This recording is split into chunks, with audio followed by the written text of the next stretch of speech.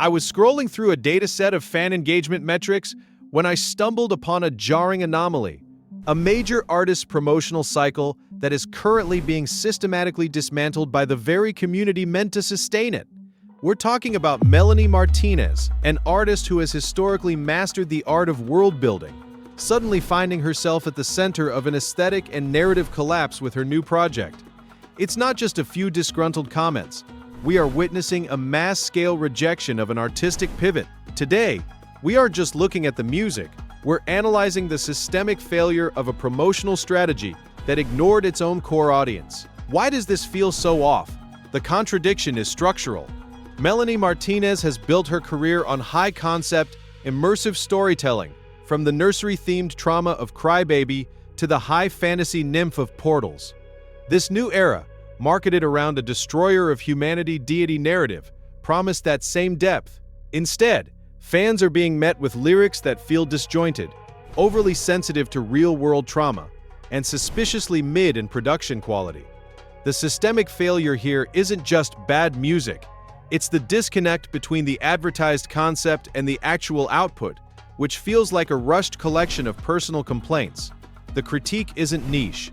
We see videos with 200,000 likes mocking the lyrics, specifically the flying fudge machine line.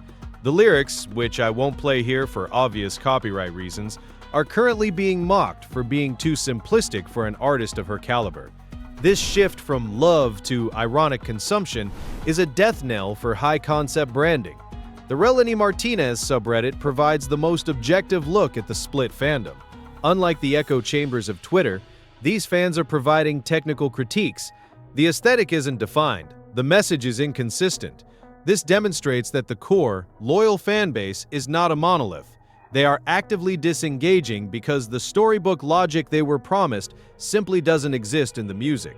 When an artist explicitly claims their new work is their personal favorite, it sets an expectation bar that the audience uses to judge every subsequent release. By framing this project as her magnum opus, she has inadvertently made the production quality feel like a personal betrayal to fans who expected her most refined work yet. This situation highlights the perils of the modern 360-degree promotional model. When record labels force fragmented content onto fan accounts, they lose control of the narrative. The viral, negative snippets spread faster than the intended marketing. When the aesthetic, the visual identity, becomes disconnected from the music, the cult-like defense mechanism of the fan base fractures. You no longer have a unified fan base. You have a civil war between those holding on to the past and those realizing this era might not be the revolution they were sold. What does this tell us about the future of the industry? We are moving past the era where a mysterious aesthetic can mask mediocre substance. Fans today are data literate. They compare teaser plots to actual content, and they keep receipts. If the story doesn't track, the brand loses its authority.